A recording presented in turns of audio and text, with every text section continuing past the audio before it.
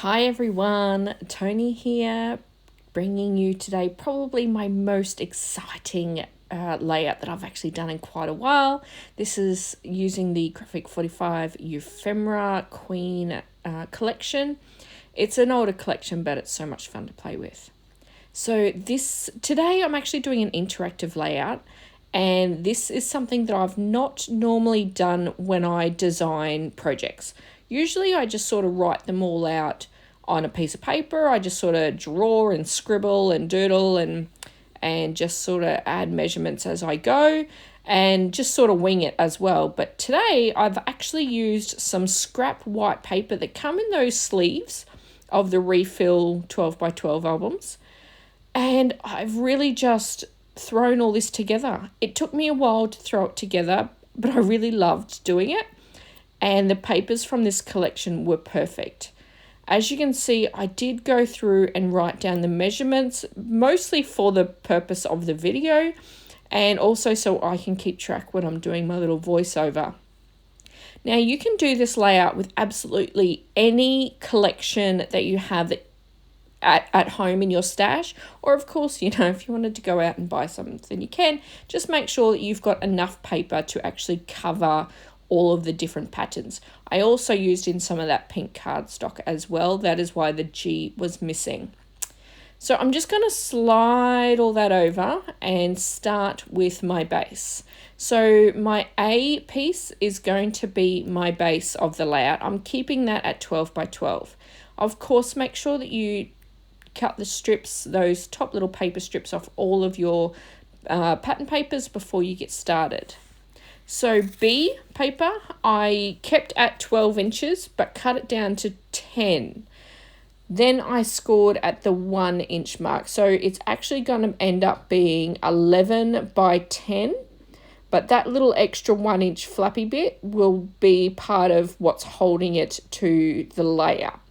Now, the reason why I did a full 1 inch flap is because this is actually going to be quite heavy on the page. It's got a lot of stuff on top of it, a lot of layers, and so it really needed to be stuck down. Just sticking it down by 1/4 inch or something like that really isn't going to be enough. The next page is the C page. I'm using this for both C, C1 and I. So that first strip on the very bottom of our layout is the I strip, and then the C. Again, I've cut these at 9 by 6. However, I am scoring the 6 inch side, so it's going to be 9 by 5. Again, these are going to be quite heavy little flaps made into pockets, so I've made them a full 1 inch. I did, throughout the video, I did have to go back while I was actually assembling this layout and double check my little mock-up template just to make sure that I had things in the right order, especially when I was putting it all together. So my D is actually the second part of those pockets that go with C. So that is D and D1. And they were 8.5 inch by 4.5 inch, both of them. Do not need to fold or score them to any other size, as they will just be going straight on top to make the pocket. All right, D was a quick one at 9 by 9.5, and it will actually go on the, I think that one goes, I think it goes on the top layer of that first B page that we cut. F. Right, now F is actually being cut into a couple of different things here. So F is going to be 8 by 5.5, and then I cut 2 for the slider pockets. So these will be the sliders for the pockets, and they are 7 by 6 inches. G, I'm onto my cardstock now. And this is actually going to be the full 12 by 12 by 6.5, and I'm scoring that at the 4 and the 8, and it will be folded into an accordion, so you can add photos to. You will have to trim down your photos because it is 4 inches each. However, at 6.5, it is big enough that you don't have to trim the top or the length of it. All right, H now is actually going to be the second part of our base. It's the first layer of the very bottom base, and it actually matches with that E that we had before for the 9x9. So H is actually 10x10, and it is the first layer on the base. And like I said, the E is the first layer on that top flap that goes on top of the B. Right, now we've got the sliders. I'm cutting them out of the cardstock. Sliders for D and D1 pockets. They are 7.5 by 4. The acetate I already had cut out before, and that was 7.5 by 4.5 inches. It will be used as a window on a pocket that the little album actually goes into, that we cut the G out of, their little accordion album. Right now I'm actually cutting out a whole heap. I've cut out 8. I've said on that you can cut out 6 if you want to, because 6 is how many the actual one pattern paper will only do 6. I happen to have some scraps, which meant that I could make up the 8. So these are just waterfall pieces, and I've cut them at 4 by 6, but then I've had to score the 6-inch part at 1/2 an inch. So it'll end up being 4 inches by 5.75 5.5, sorry, 4 by 5.5 inches once it's folded over. And again, I've ended up with 8 of those. So now is sort of when I sort of tidied up a little bit and grabbed my pieces and sort of just tried to put them aside in order. I didn't do them perfectly in order, unfortunately. I did have to shuffle things around to find them all, but I got going, and I did have to go back and check reference with some of the template that I had done before. Now, that's not something that I normally do. Usually I like I said, I draw it down. I grab a piece of paper and I draw down. I put like a square and measurements and another rectangle and measurements, and I just sort of write and draw over the top of each other. Quite often I'll do it with pencils, coloured pencils or coloured pens or something like that, so I know which layer is which. But this time, because I had all that spare paper, and I thought, well, for the purpose of the video, it might be easier to explain to some people how these ideas come to mind sometimes, and I've just did it like that for the purpose of the video pretty much. So as you can see, I'm just building the base of the layout right now. I add down that I, which is the 3 by 12 inch strip. I am inking everything in a coral ink. I did not distress my edges, I've only inked them. I wanted to keep it sort of with a little bit of edge on it, but without the texture, I suppose you could say, without that texture element. Just wanted to keep it nice, clean edges, but with enough ink or enough detail just to blend it all together.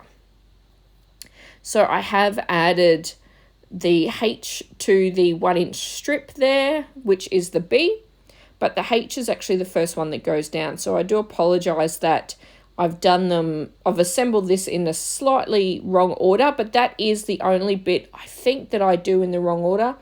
Maybe not, I can't remember. I only just put this together, and I already can't remember what I did.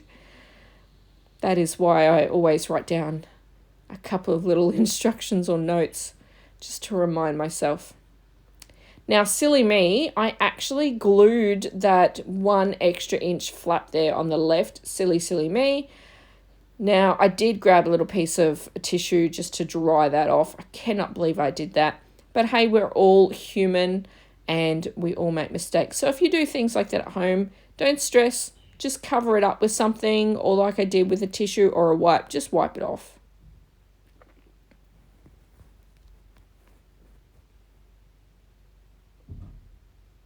So this is where I was checking my template because I just couldn't quite remember which one went next. So it's actually E. So there we go. I have done things a bit unco here. I've got A for the base. I've got I for that strip. and then H for that first layer base. B is the first flap, which I've just put down, and this is E. E has that strip in the middle. I wanted that slit there so we can add in some pockets. I've also got C and C1. They need to be stuck together, and then they actually have to be added to the left side of the back of that E as well, because they will be stuck under that.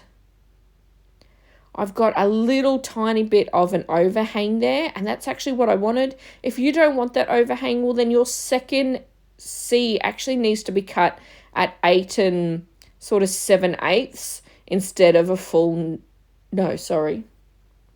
Yeah, 8 and 7/8, but it needs to be, instead of, what did I make it? Instead of 6 inches, it needs to be 5 and 7/8. See, even I'm getting some measurements wrong, and I'm right in front of you. I do apologise. So I am double adhering, of course. I add my double-sided tape, I add my glue, and all I could think while making this layout is, enough, is it enough? Because I know how heavy this layout is going to be, and I can tell you guys it is super, super heavy layout. Just to lift this thing, I haven't actually weighed it yet. I would like to, because it is definitely one of the heavier layouts that I've ever done. I've been doing interactive layouts for many years. I actually love them. I was doing them a long time before they were fun or cool or in trend. So definitely Jenny Hessop has made them really, you know, she's really brought them out to the scrapbooking world in bulk and in the limelight, which is really great. But just do know that these are my designs. These are my layouts and ideas. I have a hard time actually copying other people's designs. I actually went and did a workshop with Jenny, I think the start of 2020, so February, just before we all got locked down. I actually went and did a workshop with her and found myself changing so much of it up, because it just wasn't how my brain wanted to work. It just wasn't how I wanted it. And she was really cool. She was very, very generous with allowing me to change things. I actually got to that workshop late because it was a 2-hour drive for me, and it started quite early. By the time I got the kids to school and stuff like that, I just wasn't able to make it in time. I was there probably about an hour late or so, hour and a half late. I was able to catch up very, very quickly though, as I am obviously a quick scrapper.